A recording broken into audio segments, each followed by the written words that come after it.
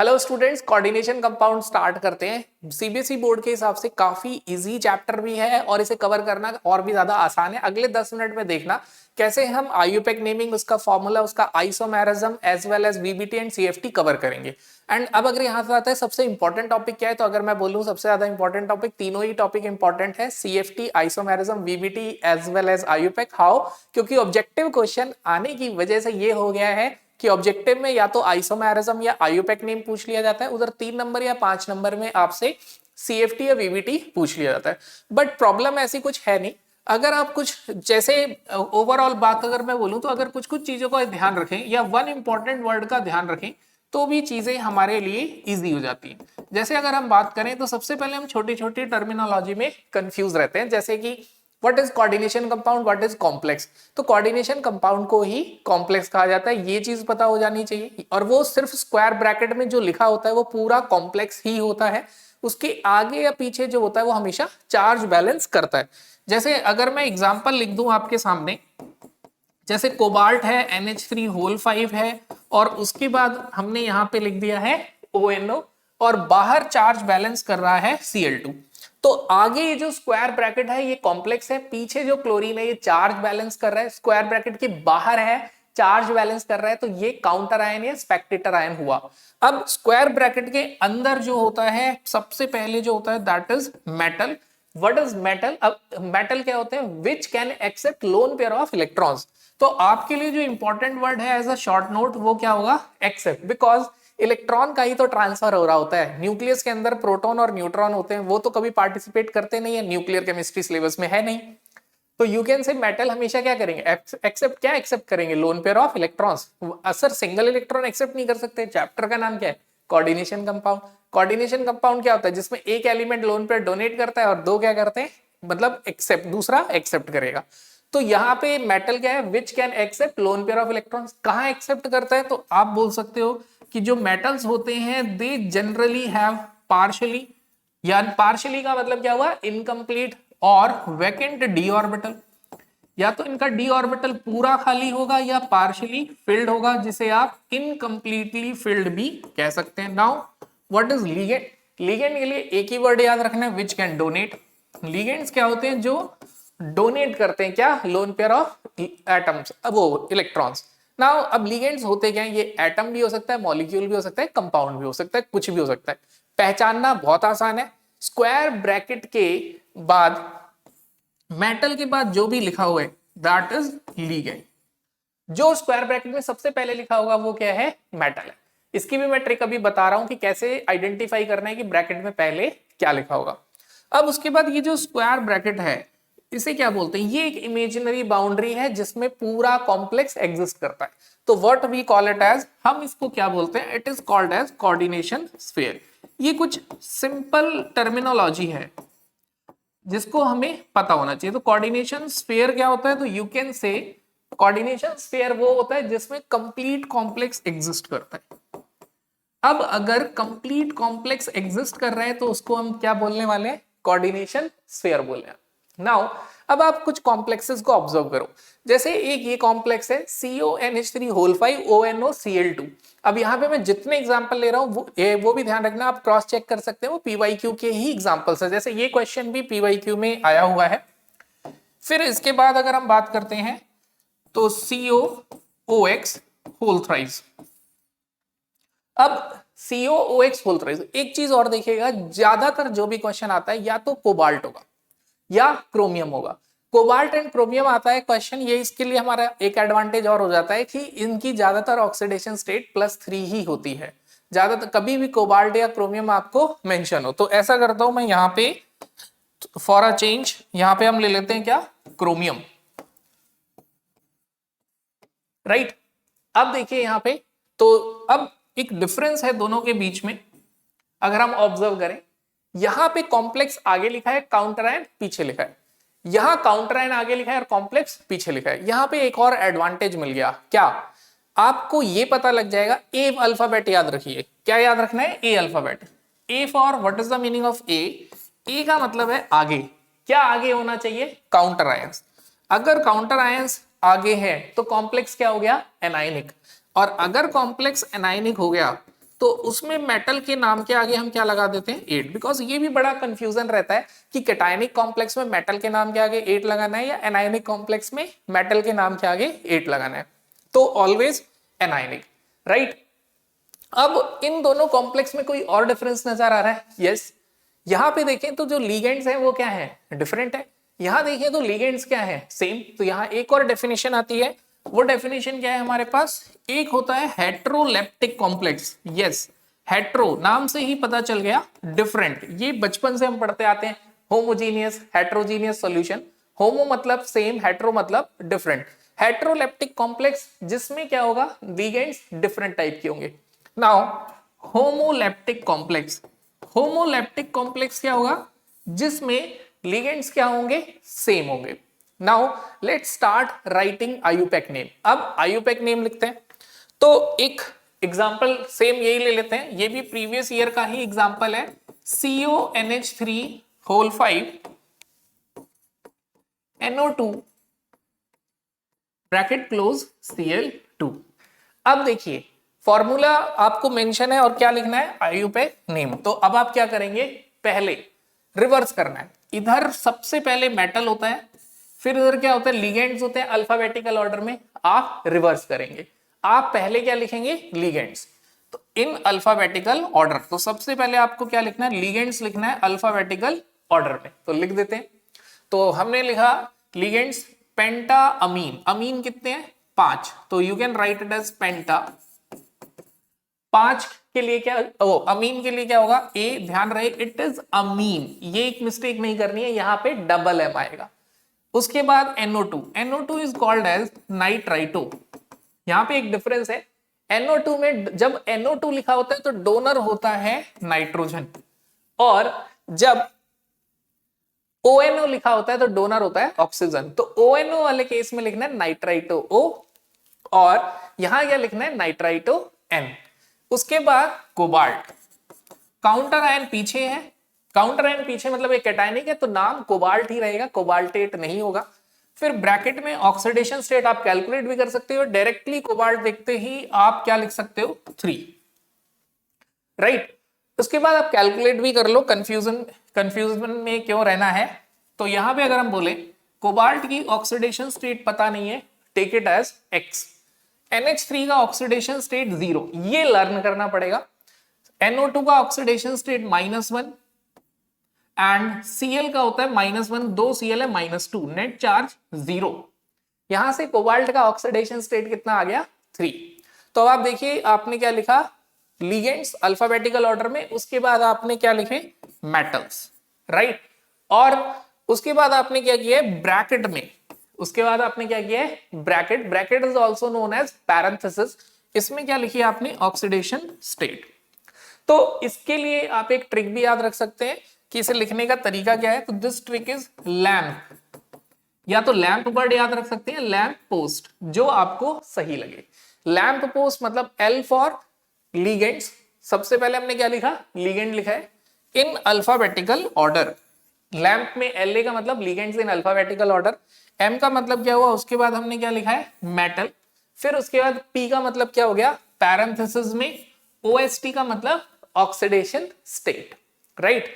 अब आप इस तरीके से कोई भी आईयूपैक नेमिंग का क्वेश्चन कर सकते हैं, और लैंप पोस्ट का रिवर्स हो जाएगा। तो उस केस में आपको क्या लिखना पड़ेगा? फॉर्मूला। लेट्स से हमें क्वेश्चन में मेंशन है टेट्रा हाइड्रोक्साइडो जिंकेट 2 आयन, और हमें बोला है कि इसका क्या लिखना है? हमें फॉर्मूला लिखना है। तो देखिए ये भी हमारे लिए क्या है? इजी है। कैसे? कभी भी ऑक्सीडेशन स्टेट लैंप पोस्ट से पता चलेगा कि ऑक्सीडेशन स्टेट से पहले हमेशा क्या लिखा होगा? मेटल। तो सबसे पहले हमने क्या लिख दिया? मेटल लिख दिया है, राइट। तो मेटल कौन है? जिंक। टेट्रा मतलब 4 है जो भी है, हाइड्रोक्साइडो का मतलब OH ब्रैकेट क्लोज। ना इस पे चार्ज निकालना आसान है, क्यों? जिंक की ऑक्सीडेशन स्टेट क्या है? हमेशा यहाँ पे मेंशन होती है। तो ब्रैकेट में मेटल की ऑक्सीडेशन स्टेट है, तो लिख दीजिए यहाँ पे बड़े ही प्यार से, दिस इज 2, OH पे -1 -4, it comes out to be -2। तो कंफ्यूज होना ही नहीं है, पॉजिटिव आएगा तो ऊपर प्लस लिख देना, माइनस आएगा तो माइनस। एक और देखो, अगर ये क्वेश्चन, क्योंकि ये PYQ बोर्ड्स में आया है, ऐसा क्वेश्चन आ जाए तो बड़ा आसान है। कैसे? अगर उन्होंने 8 लिख दिया, ए से एनायनिक, ए से 8, यानी ये क्लियर हो गया कि चार्ज नेगेटिव आएगा, तो नेगेटिव और पॉजिटिव का कंफ्यूजन भी खत्म हो जाता है। अगर ये जिंक लिखा होता तो इस पे चार्ज प्लस आएगा, अगर जिंकेट लिखा है तो इस पे चार्ज माइनस आएगा। तो एक बच्चे को ये भी बड़ा डाउट होता है तो 2 - 4 पे -2 लिखें या +2 लिखें, तो वो भी आप अपना इजीली क्लियर कर सकते हैं। ये तो मैंने आपको IUPAC नेमिंग की ट्रिक बताई, लेकिन इसे अप्लाई करने से पहले एक आपके लिए इंपॉर्टेंट नोट है कि आपको सारे लिगेंड्स के नेम एंड चार्ज याद होने चाहिए।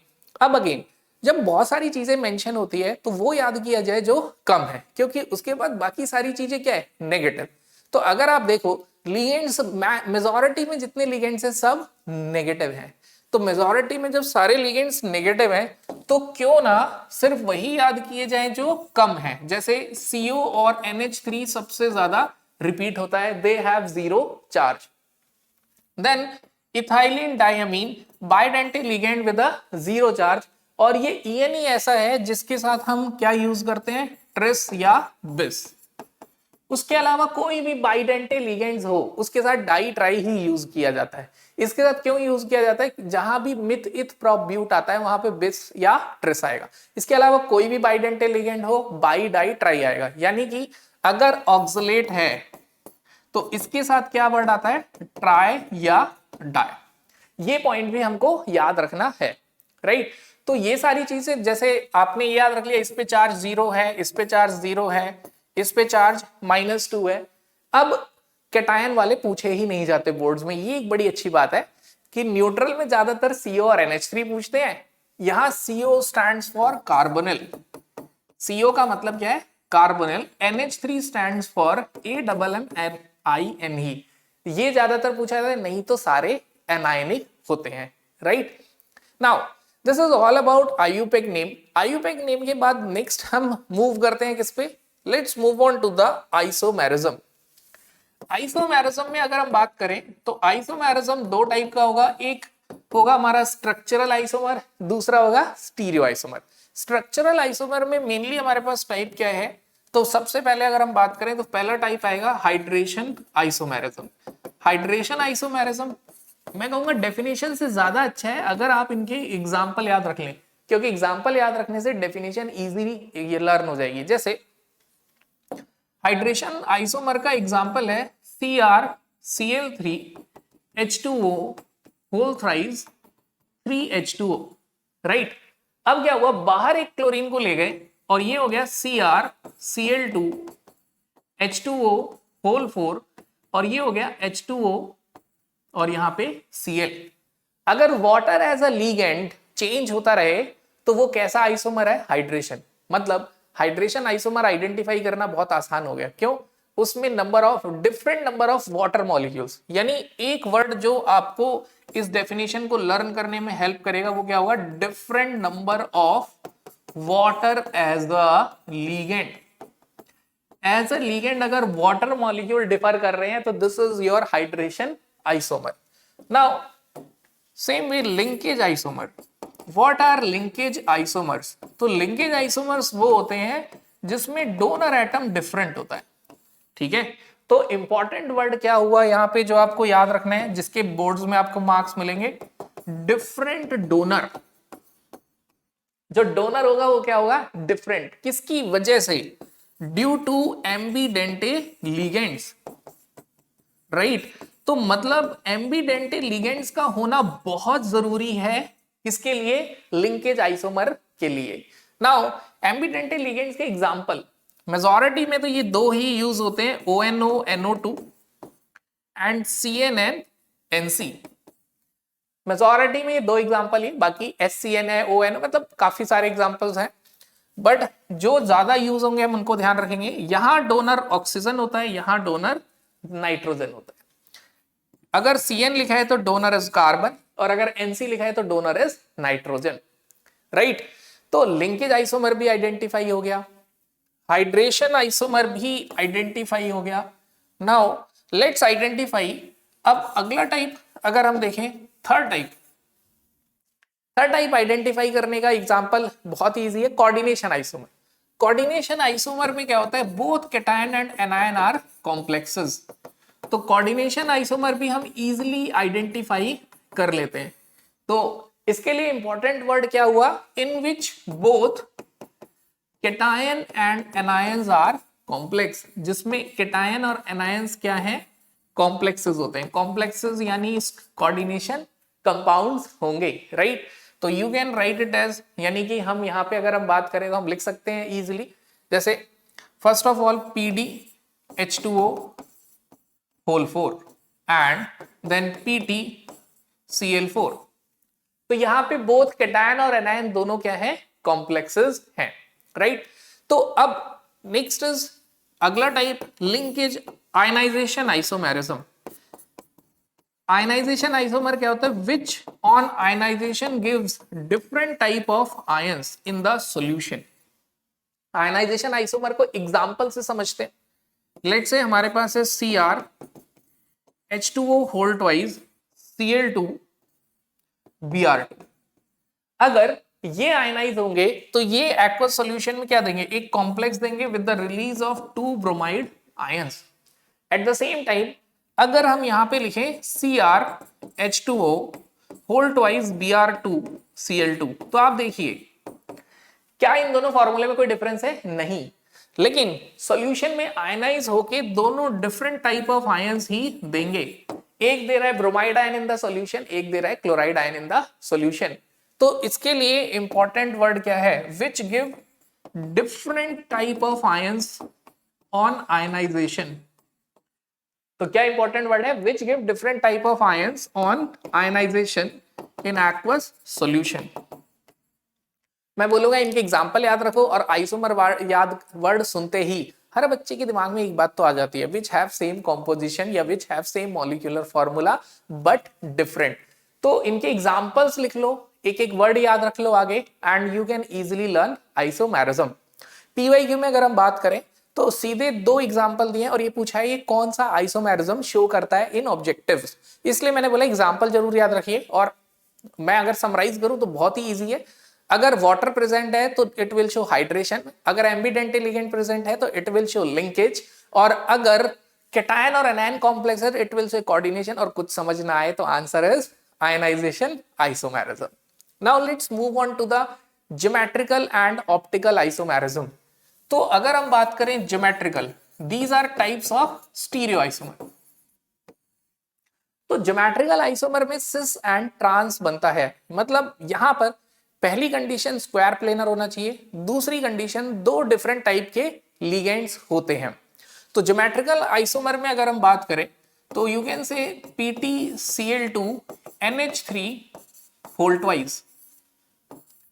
इस टाइप के कॉम्प्लेक्सेस, मतलब वो कॉम्प्लेक्स जिसमें 2 डिफरेंट टाइप के लिगेंड्स हैं, वो क्या शो करते हैं, ज्योमेट्रिकल आइसोमर शो करते हैं ऑलवेज। तो अब बोर्ड्स के लिए ये और भी ज्यादा आसान हो जाता है, आप चेक कर सकते हैं ऑप्टिकल आइसोमर।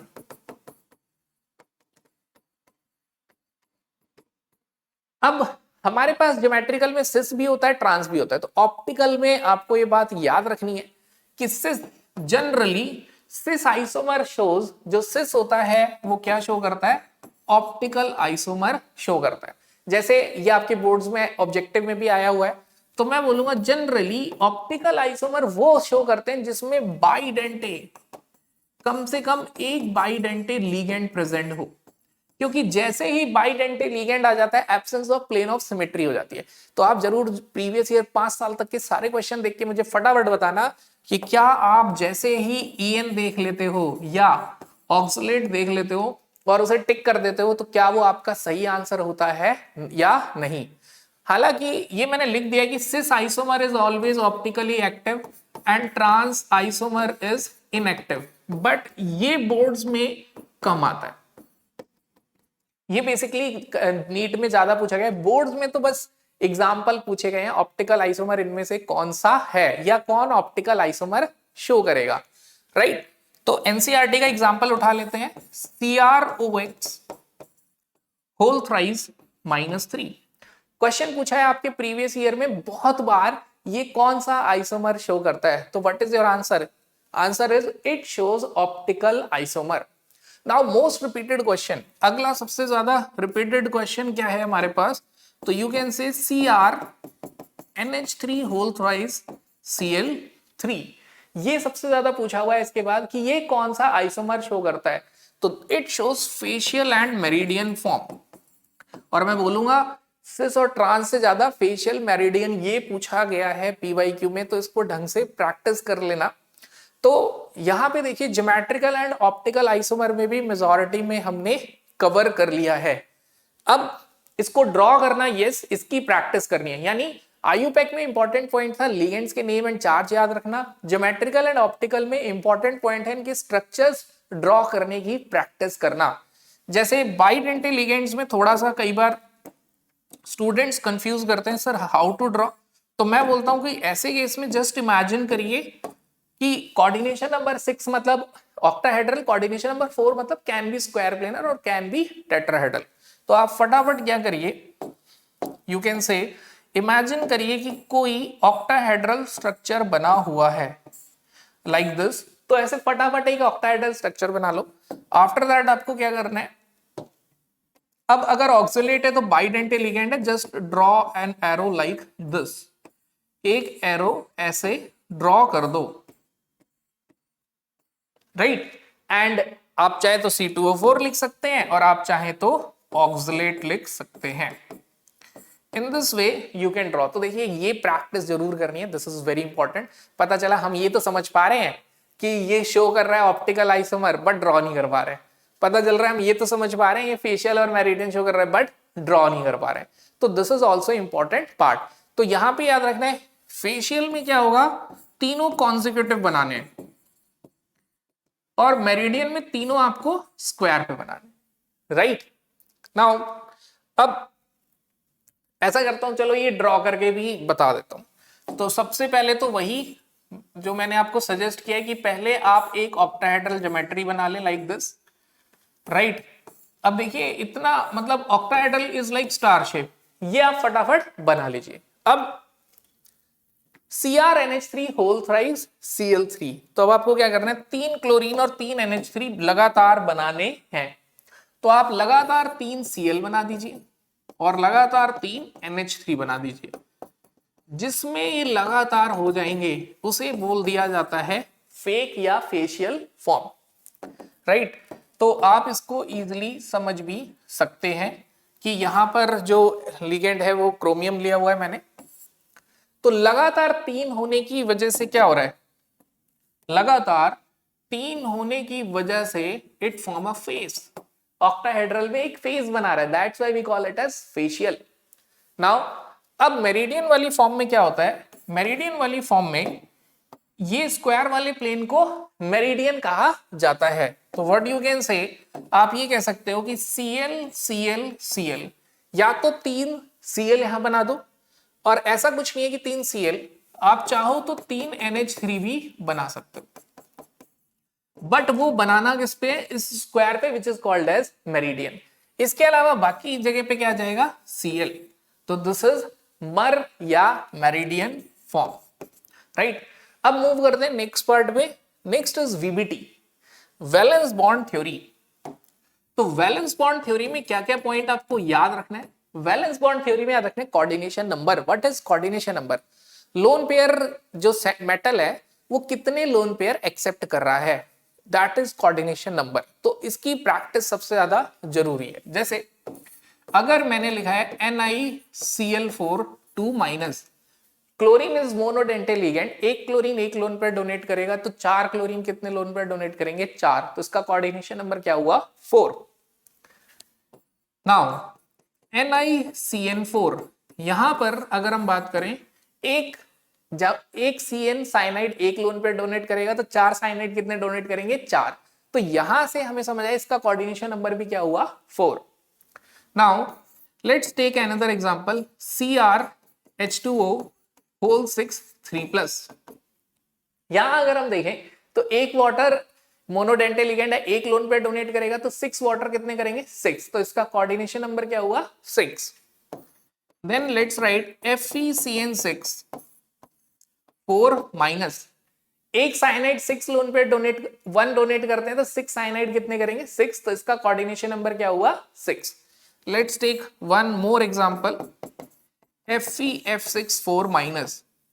यहां पे जो फ्लोरीन है एक लोन पेयर डोनेट करेगा तो 6 फ्लोरीन 6, कोऑर्डिनेशन नंबर 6। अब कोऑर्डिनेशन नंबर अपने मतलब देखिए ऐसे तो बहुत सारे टाइप्स हैं, जो मेजॉरिटी बोर्ड्स में पीवाईक्यू में क्वेश्चन आया है वो मेनली कोऑर्डिनेशन नंबर 4 और 6 पे आया है। अगर कोऑर्डिनेशन नंबर 4 होता है तो हाइब्रिडाइजेशन 2 हो जाती है sp3 या dsp2, और अगर कोऑर्डिनेशन नंबर 6 आता है तो हाइब्रिडाइजेशन हो जाती है sp3d2 या d2sp3। यानी शेप इज फिक्स ऑक्टाहेड्रल, हाँ यहां पर शेप चेंज हो जाती है, तो यू कैन से sp3 पे शेप हो जाती है टेट्राहेड्रल और dsp2 पे शेप हो जाती है स्क्वायर प्लेनर, राइट। अब देखिए आंसर प्रिडिक्ट करना कितना इजी है।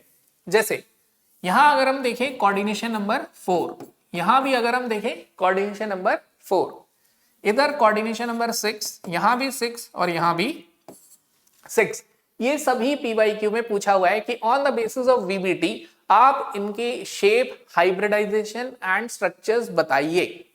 तो देखिए अब आपको सिर्फ 2 इंपॉर्टेंट बात याद रखनी है, क्या कि जहां भी डोनर कार्बन या नाइट्रोजन हो, ध्यान सुनना मेरी बात, जहां भी डोनर कार्बन या नाइट्रोजन हो वो स्ट्रॉन्ग फील्ड लिगेंड है, इसके अलावा सब क्या है वीक फील्ड लिगेंड। मतलब कभी भी अगर याद रखना है सफल मतलब strong field ligand which pair up electron, तो वो कौन है CONH3CN, मेजरली यही है, राइट। तो CONH3CN ये 3 लिगेंड कभी भी प्रेजेंट है तो ये स्ट्रॉन्ग फील्ड इलेक्ट्रॉन को पेयर अप कर देंगे। तो ज्यादा चांसेस होते हैं जो वीक फील्ड है जैसे हैलोजेंस, तो उनकी हाइब्रिडाइजेशन sp3 होती है, जहां पे स्ट्रॉन्ग फील्ड लिगेंड होता है उनकी हाइब्रिडाइजेशन dsp2 होती है, क्योंकि स्ट्रॉन्ग फील्ड लिगेंड इलेक्ट्रॉन को पेयर अप कर देते हैं।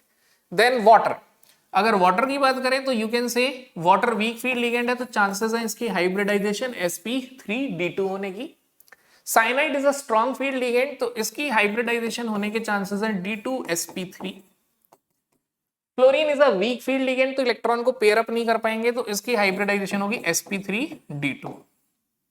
यस, वन मोर थिंग, अगर हम बात करें CrH2O6 की, यहां पर क्रोमियम की कॉन्फ़िगरेशन आती है D3, D4, अगर D3 से बाद इलेक्ट्रॉन की पेयरिंग स्टार्ट होती है, टिल D3 पेयरिंग स्टार्ट होती ही नहीं है, तो ये हमारा एक्सपेक्टेशन से अलग आ गया।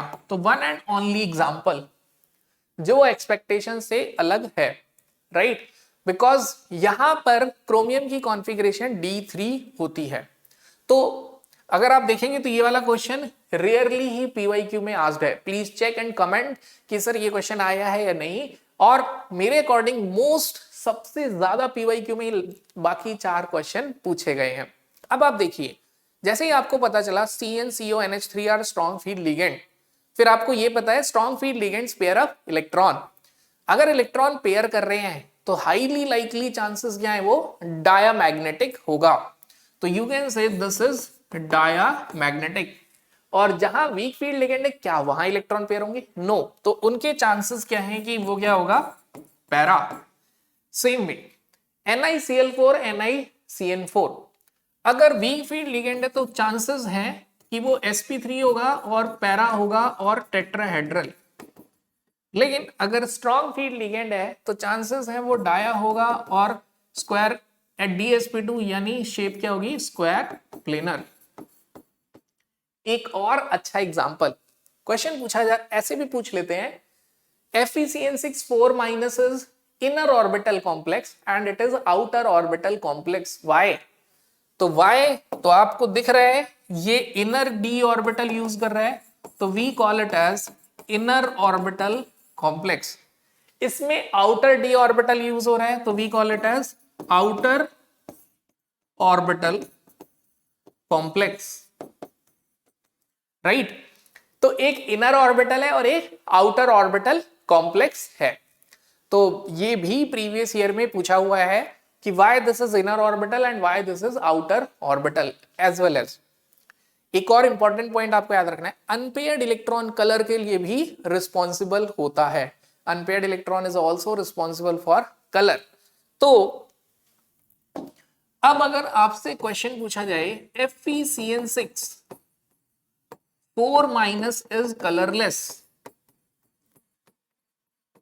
राइट, या फिर आपसे बोला जाए वेनेडियम H2O होल 6, ठीक है, मान लेते हैं ऐसा, और इस पे चार्ज लेते हैं +3 ले लेते हैं, +1 ले, तो VH2O +6 इज कलर्ड, तो क्या आंसर होगा? सिंपल, जिसके लिए कलर्ड लिखा है वहां इलेक्ट्रॉन क्या है? अनपेयर्ड है। जिसके लिए कलरलेस लिखा है वो इलेक्ट्रॉन क्या है? अनपेयर्ड वहां नहीं है। और जनरली ये किसकी वजह से होता है? Due to presence of strong field ligand. जहां भी स्ट्रॉन्ग फील्ड लिगेंड होगा वो इलेक्ट्रॉन को पेयर अप कर देगा, जिसकी वजह से वो क्या होगा? कलरलेस हो जाएगा। तो ये भी एक एग्जांपल, मतलब वीबीटी का एप्लीकेशन होता है ये पता लगाना कि कौन स्ट्रॉन्ग फील्ड लिगेंड है या कौन सा वीक फील्ड लिगेंड है। नाउ